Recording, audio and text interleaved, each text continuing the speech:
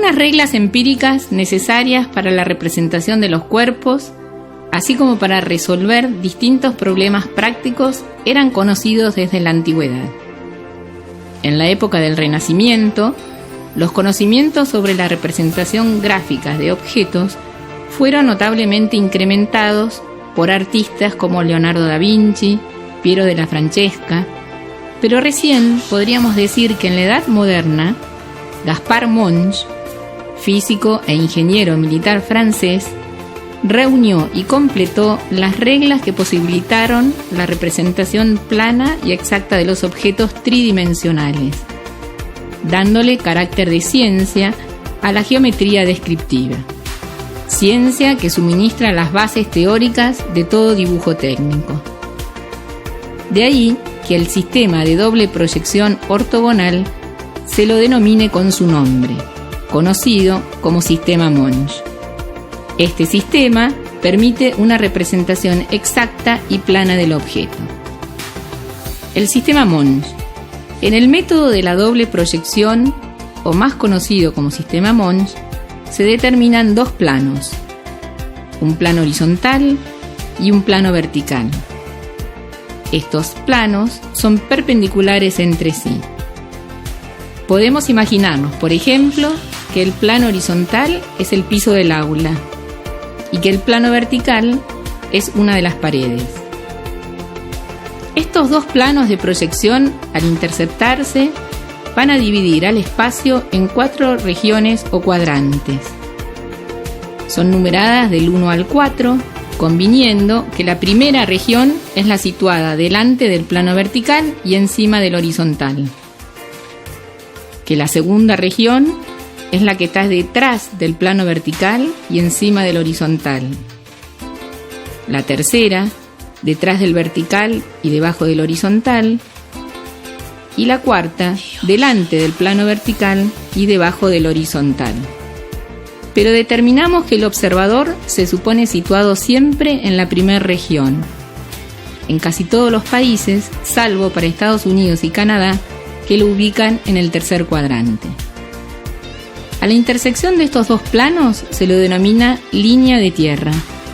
Generalmente se la indica con la abreviatura LT. Como vimos en la teórica anterior, los elementos del sistema se ubican de acuerdo a cada sistema. En el caso del sistema Monge, el foco estará en el infinito, de ahí que es una proyección cilíndrica. El objeto se ubicará entre el observador, que en este caso será cada uno de ustedes, y el plano de proyección.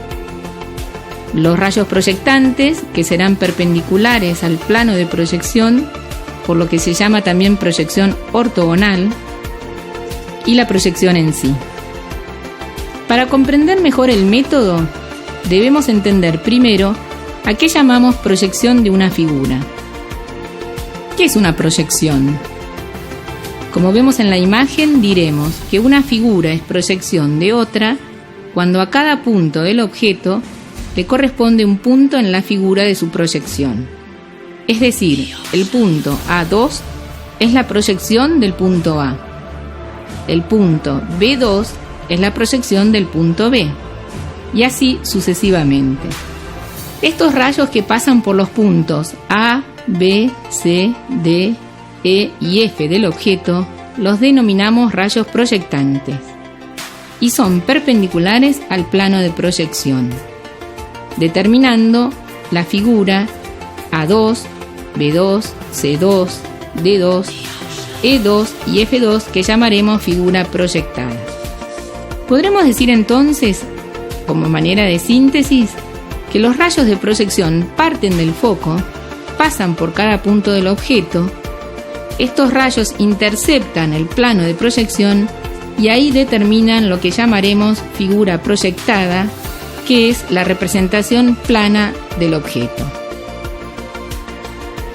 ¿Cómo hacemos para pasar de la espacialidad gráfica a la representación o la figura descriptiva? Para pasar de la tridimensionalidad del objeto a la bidimensionalidad del plano gráfico, es decir, a la representación plana o llamada figura descriptiva, como vemos en la imagen, debemos girar o abatir el plano vertical alrededor de la línea de tierra, hasta hacerlo coincidir con el plano horizontal, conformando de esta manera dos planos coplanares.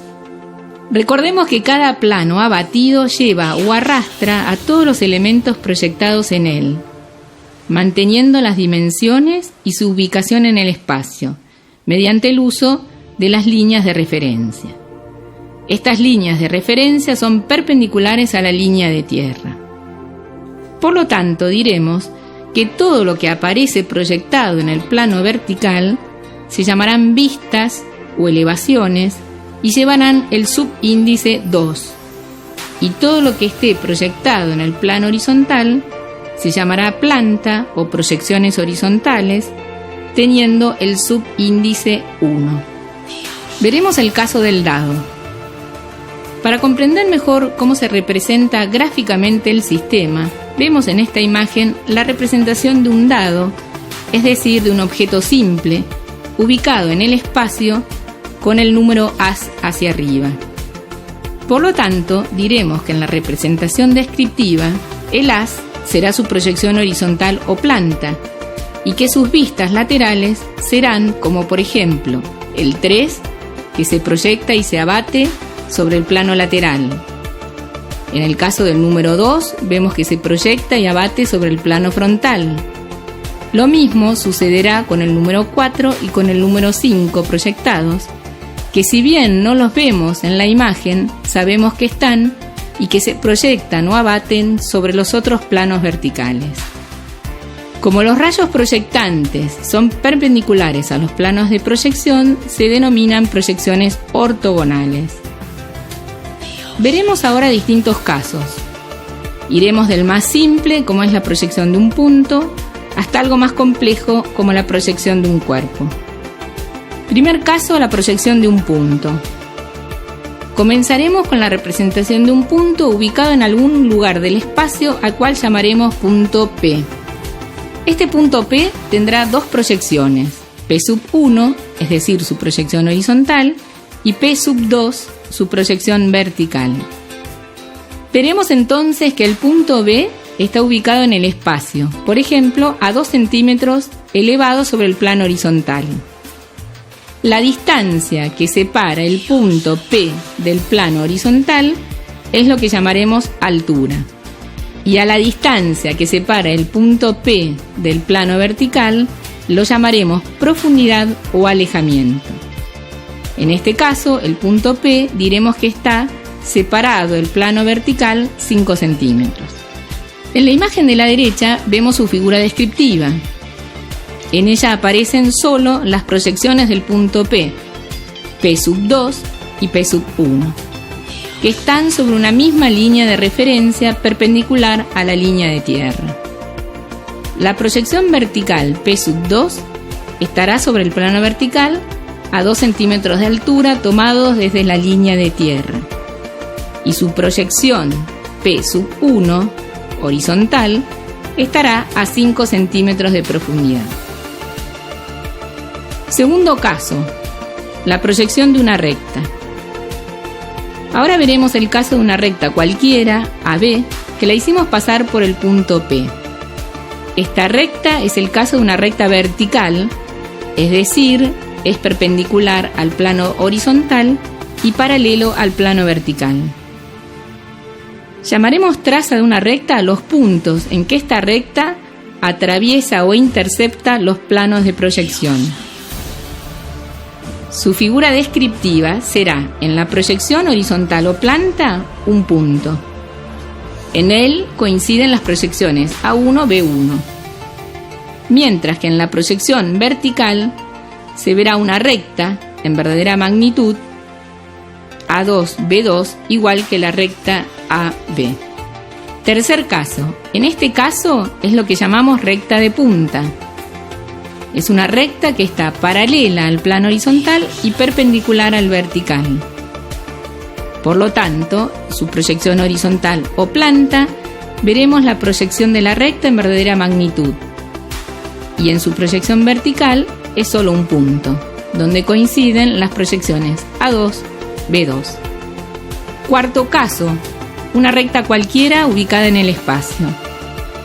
En los casos anteriores vimos cómo una recta se proyecta sobre un plano como recta o como punto, según sea su posición en el espacio. Ahora veremos cómo representar una recta según el sistema Monge, que está inclinada y que no es paralela a ningún plano, como vemos en la imagen espacial. Es el caso de la recta AB, que está en el extremo A, más bajo, es decir, más cerca del plano horizontal, supongamos por ejemplo a 3 centímetros, y que está más alejado del plano vertical, por ejemplo 5 centímetros. El otro extremo de la recta, el punto B, está a 4 centímetros del plano horizontal, es decir, más alto, sin embargo está más cerca del plano vertical, por ejemplo a 1 centímetro. Por lo tanto, su figura descriptiva será como aparece en la imagen de la derecha. La proyección horizontal coincide B1 a 1 y en la proyección vertical coincide B2 a 2. Quinto caso, la proyección de un plano paralelo al plano horizontal. Imaginemos ahora un plano A, B, C, D, paralelo al plano horizontal. Por lo tanto, su proyección horizontal estará en verdadera magnitud, A1B1, C1, D1, mientras que sus proyecciones verticales serán sobre el plano frontal, la traza del lado menor del plano, y sobre el plano lateral, la traza de su lado mayor. Necesitamos en este caso agregar un tercer plano lateral. Sexto caso, la proyección de un plano paralelo al plano lateral. En este caso vemos como la proyección horizontal del plano ABCD en su traza horizontal es A1B1 y coincide C1 con D1, mientras que su proyección vertical sobre el plano lateral es su verdadera magnitud, A3B3, C3D3. Y en cambio, su proyección vertical frontal aparecerá la proyección A2, C2 y B2, D2, como vemos en la imagen. Séptimo caso, la proyección de un plano que no es paralelo a ningún plano de proyección. En este caso vemos que la proyección horizontal es una recta donde coinciden A1 con B1, C1 con D1 del plano ABCD, mientras sus proyecciones verticales sobre los planos laterales y frontales no están en verdadera magnitud. Para este caso necesitaremos agregar un tercer plano vertical paralelo al plano ABCD para que podamos verlo en verdadera magnitud. Octavo caso, la proyección de diferentes cuerpos. Caso A es el caso del cilindro, elemento que vamos a tener nosotros en nuestro trabajo práctico. Dependerá de cómo esté ubicado en nuestra maqueta para su representación gráfica. En el caso A, su proyección horizontal, al estar el cilindro en vertical, será la planta un círculo del diámetro que mida el cilindro, mientras que sus vistas o proyecciones verticales serán un rectángulo como ilustra la imagen. El grafismo de las rayas se realiza para indicar la curvatura del mismo. A medida que se acercan hacia los bordes, las rayas son más juntas y a medida que se acercan hacia el medio se van separando por la proyección de sus puntos. En el caso B, el supuesto caso que el cilindro estuviese acostado, su proyección horizontal será un rectángulo y en una de las proyecciones verticales se verá un círculo, mientras que en la otra vista se leerá un rectángulo. Noveno caso, la rampa. La rampa, como definiremos nosotros a este cuerpo que tiene una cara inclinada, es otro de los elementos constitutivos de nuestra maqueta. También dependerá de su ubicación espacial para representarla gráficamente según el sistema Monge. En este caso, la rampa está apoyada sobre el plano horizontal. Vemos como planta o proyección horizontal un rectángulo. Para comprender su sentido, le dibujamos una flecha indicando la dirección hacia donde baja la misma. En su vista frontal, veremos un rectángulo, le pondremos la flecha para indicar el sentido de la misma, mientras que en las vistas laterales veremos lo que denominamos como perfil de la rampa. Claramente en estas vistas laterales podremos ver cuál es su parte más alta y hacia dónde baja, es decir, no es necesario agregarle ninguna flecha ya que la imagen lo muestra por sí misma. Décimo caso, una pequeña estructura, similar a la de nuestro trabajo práctico. Como último caso, veremos en estas imágenes una pequeña estructura, conformado por 4 cuerpos unidos entre sí. 2 cubos huecos, una rampa y un cubo macizo. Todos estos cuerpos están apoyados sobre el plano horizontal. Para representar esta pequeña estructura, comenzaremos por ubicar la planta, es decir, su proyección horizontal. A partir de esta planta, dibujaremos sus 4 proyecciones verticales concertadamente. Aparecen simultáneamente la planta y sus 4 vistas. Para comprender que es una representación concertada, vemos el ejemplo del punto A en el cubo hueco y sus correspondientes proyecciones verticales. Siguiendo su línea de referencia, encontramos el punto A1 en su proyección horizontal, el punto A2 en una de sus proyecciones verticales en el plano lateral, el A3 su proyección vertical en el plano frontal y el A4 y A5 sus otras proyecciones verticales. Todas ellas están dibujadas concertadamente, es decir, siguiendo sus líneas de referencia y respetando su ubicación en el espacio.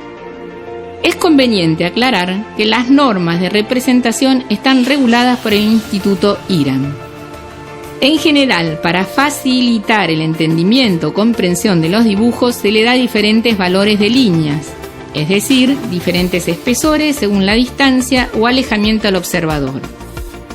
Por lo tanto, diremos que las líneas más próximas al observador son las que tenemos más cerca de nuestros ojos. Por lo tanto, se enfatizan con una línea más gruesa. Llevarán líneas constantes y de mayor espesor. Por el contrario, las líneas que estén más alejadas del observador se dibujarán más finas. Se pueden dibujar las líneas que sean ocultas con línea punteada cuando la estructura o el objeto le sea necesario. ¿Para qué utilizamos el sistema Monge en las diferentes disciplinas proyectuales? Todo diseñador utiliza la expresión gráfica como medio de comunicación y gran parte de esa comunicación lo realiza a través del dibujo técnico. Este tipo de dibujo presenta ciertas características. Podemos decir que es gráfico porque se habla a través del dibujo, que es universal ya que debe ser comprendido en cualquier parte del mundo, y que debe ser preciso ya que la representación exacta del objeto nos permite tener una descripción completa y clara de la forma y el tamaño del objeto diseñado, cualquiera sea. Nos permite además tener la certeza de que ese objeto será manufacturado exactamente tal cual lo propuso su diseñador. Si bien hoy los programas de dibujo en las computadoras producen dibujos de diferentes productos, es necesario conocer el método Monge para poderlos interpretar, ya que a través de este saber podremos hacer mejor uso de estos recursos gráficos. En el caso de la arquitectura, es su primordial lenguaje. Vemos en estos ejemplos, en la obra de Enric Mirage, por ejemplo, el plano del Palacio Municipal de los Deportes de la ciudad de Huesca. En su corte vista está dibujada concertadamente en relación a su planta. Allí podremos sacar las medidas de su altura y ver la ubicación de los diferentes espacios y sus usos. Otro ejemplo de la maravillosa arquitecta Zaha Hadid, quien refleja claramente en sus dibujos la complejidad de sus obras. Para el diseño industrial, en estas imágenes de algunos objetos de la obra de Philippe Starck, vemos cómo recurre al sistema Monge para su exacta representación. En el caso de indumentaria y textil, a través de los geometrales.